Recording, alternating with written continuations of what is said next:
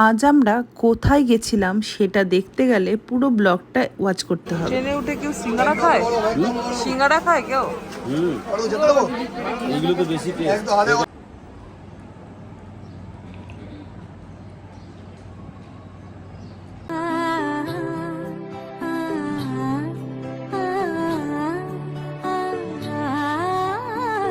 Hello everyone, welcome back to my channel. চলে এসেছি আমি পিউ ফ্রম দুর্গাপুর। সবাই কেমন আছো?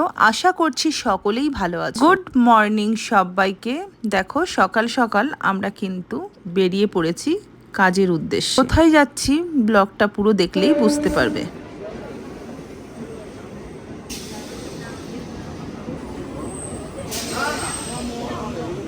ফাইনালি ট্রেনে উঠে গেছি শিয়ালদা যাওয়ার উদ্দেশ্যে। কিন্তু দুঃখের বিষয় 3 জনের সিটে কোনো রকম একটুখানি জায়গা করে নিজে বসলাম, কিন্তু ছেলে আর বর সিট পাইনি। উঠে কেউ সিঙ্গারা খায়? সিঙ্গারা খায় কেউ? এগুলো তো বেশি টেস্ট। এইটা ভালো, এটাই পছন্দ করি। ওরা নেমে যাবে, ধরো।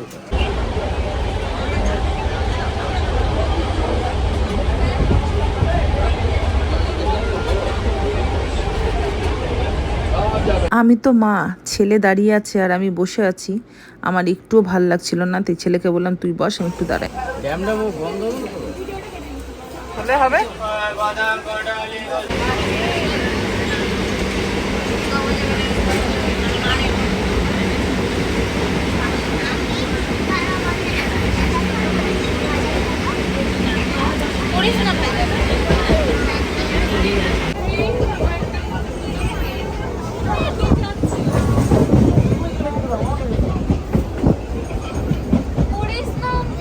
দুর্গাপুর টু নৈহাটি পুরোটাই তোমাদের দাদাভাই দাঁড়িয়ে দাঁড়িয়ে এসেছে। এত ভিড় ছিল ট্রেন। নৈহাটিতে অনেকটা ফাঁকা হয়ে গেছে। তারপরে আমরা 3 জনে এক জায়গায় বসার সিট পেলাম। ভোরবেলায় 4টের সময় ঘুমিয়েছি, ঠিক 4:45টার সময় তোমাদের দাদাভাই আমাকে ডাকছে, রেডি হও, ট্রেন পাবো না। ট্রেনটার নাম ঠিক খেয়াল পড়ছে না, যতদূর সম্ভব মোমো এক্সপ্রেস।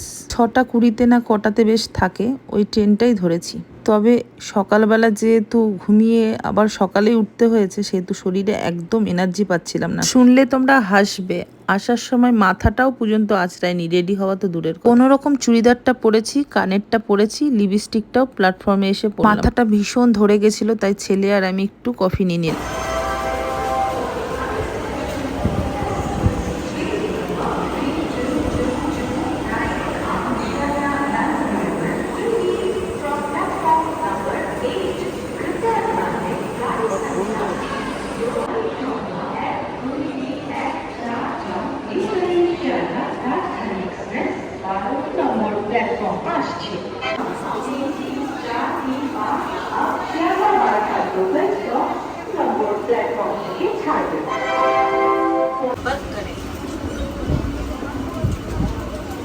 কষ্ট, কি কষ্ট। আর আসবে? হ্যাঁ, আসবে।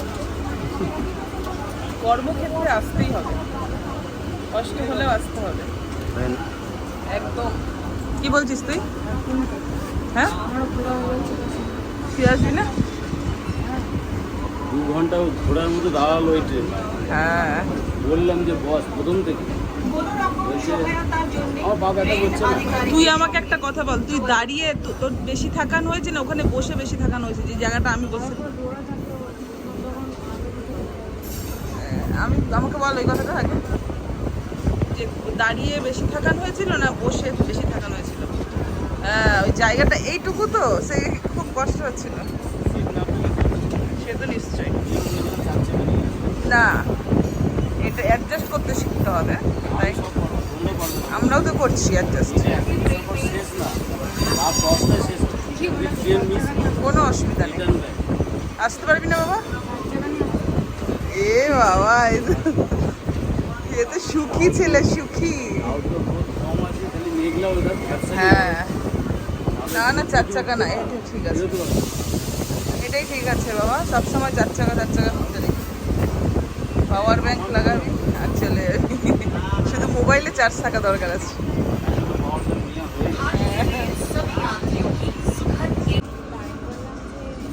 চলে এসেছি, চলে এসেছি। গন্তব্যস্থল। মুখের অবস্থাটা দেখো, পুরো কালো ভূতনি লাগছে, কিচ্ছু মাখিনি, সানস্ক্রিনটাও পর্যন্ত মাখিনি। বলছি না, এনার্জি পাচ্ছিলাম না, রাতে ঘুমাইনি, ভোরবেলা ঘুমিয়ে ভোরবেলা উঠেছি, তাই একটু ওআরএস নিলাম। আমাদের গন্তব্যস্থলে পৌঁছাতে আর হয়তো 10 মিনিট কি 20 মিনিট, তার আগে একটুখানি খাওয়া দাওয়া করব। দেখো তোমাদের দাদাভাই খিদা পেয়েছে, শুরু করে দিয়েছে খাওয়া। কি খাচ্ছ? দু প্লেট দাও। কি খাচ্ছ? রাস্তাঘাটে বেরোলে যা পাওয়া যায় তাই খেতে হবে। দাদা আরো 2 প্লেট দাও। চলো, এখান থেকে অটো ধরে নিয়েছি, দেখো পুরো ঘেমে চুর হয়ে গেছে।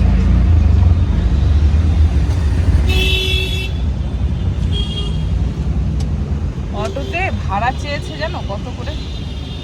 জানি না, 120 টাকা করে বলছে ভাড়া। প্রথমে বলে 150। হ্যাঁ, তবে 150 বলেছে, তারপর 120।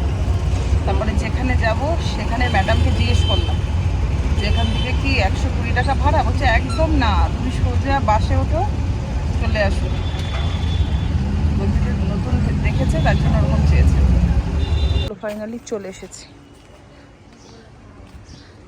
একদম গন্তব্যস্থলে। কোথায় এটা? কি জায়গা? দি কুইন, দি কুইন, যেটা তোমরা সোশ্যাল মিডিয়াতে দেখে থাকো।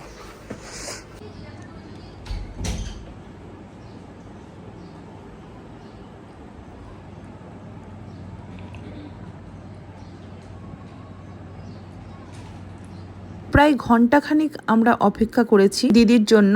দিদি এই জাস্ট ঢুকলো, শুধু আমরাই আসিনি, আর একজন কন্টেন্ট ক্রিয়েটাররাও এসেছে। তাদের বাড়ি যেহেতু ঘন্টাখানিকের রাস্তা, সেই কারণে আমাদের বললো যে তোমরা তো অত দূর যাবে, তাহলে তোমরা আগে করে নাও, মানে ভিডিও শুটের কথা বলেছে।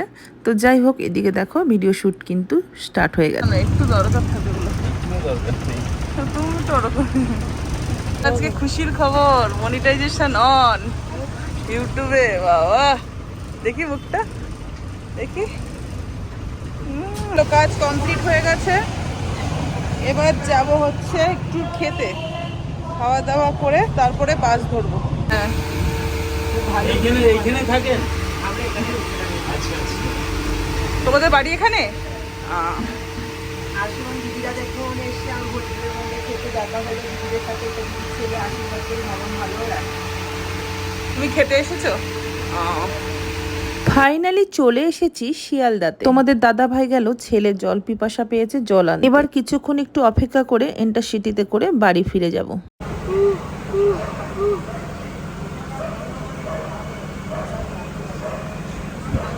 বুঝি না, বুঝি না,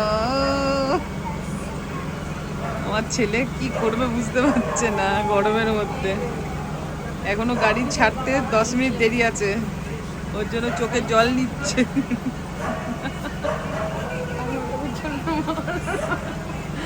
কি বদমাস ছেলে হয়েছে। দাদা ভাই বলবো কিরে হাসছো কেন?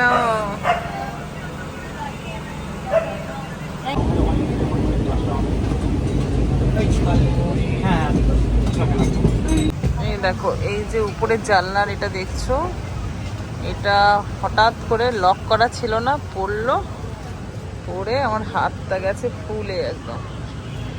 দাঁড়াও দেখাচ্ছি, দেখো এইভাবে পড়েছে, পড়ে কেটেও গেছে, দেখেছো? কেটে গেছে, ফুলে গেছে। অনেকক্ষণ ধরে ঠান্ডা জল দিলাম। কি যে আমার সাথে চলছে দেখতেই পাচ্ছ, পরপর ব্লগগুলো এইভাবে চলছে আমার সাথে। দেখো তোমাদের দাদা ভাই ঘুমাচ্ছে, কি অবস্থা, মোবাইল হাতে নিয়ে। মোবাইলে 3% চার্জ। চলো ফাইনালি এখন দুর্গাপুরে ঢুকলাম, ভাবলাম লিফটে করে চলে আসবো, যা ভিড় তার জন্য সিঁড়ি দিয়েই আসতে হলো। এখন ঘড়িতে বাজে 8টা 15। আমাদের বাড়ি যেতে যেতে প্রায় 9টা 9:30 বেজে যাবে, একবারে রাতে দেখা। এদিকে দেখো ঘড়িতে বাজে 12:30, সবার খাওয়া দাওয়া কমপ্লিট। ছেলে ডগিদের খাবার দেবে, খাবারটা জাস্ট এসে বসিয়েছি তো, গরম খাবার ঠান্ডা করতে দিয়েছে। করতে দিয়ে নিজেই ঘুমিয়ে গেছে। তোমাদের দাদা ভাইও ক্লান্ত হয়ে গেছে, অনেকটা দাঁড়িয়ে যেতে হয়েছে তো, তার জন্য তোমার দাদা ভাইও ঘুমিয়ে গেছে। শুধু এই বান্দা জেগে আছে, এই যে বাচ্চাগুলো মুখের দিকে তাকিয়ে, কারণ এদেরকে আগে খাবার দেব, তারপরে আমি শোবো। দেখেছো এরা 12:30 বেজে গিয়েও চাতক পাখির মতো চেয়ে বসে থাকে কখন আমি ওদেরকে খাবার দেব। তবে ওরা এটুকু শিওর, আমরা যেখানেই যাই অ্যাটলিস্ট ওরা খাবার ঠিক পাবেই। আর একটু আগেই ওদের খাবারটা দিতে পারতাম, কিন্তু 12টা পর্যন্ত আমার মোবাইলে কাজ থাকে, সেগুলো কমপ্লিট করে তারপরে এলাম। জলটা পর্যন্ত ছিল না, আমি আবার ভরে দিলাম। কি কি গো, কি কি হয়েছে, কি দাবে হয়েছে? চলো, নাইটি টানবে না, আগে তো নাইটি ছিঁড়ে দিয়েছো। চলো চলো চলো, এবার খেতে দেবো। চলো বন্ধুরা, অনেক রাত হয়েছে, আমি ওদেরকে খাবার দিয়ে দিই। তোমাদের সাথে দেখা হবে নেক্সট কোনো ব্লগে।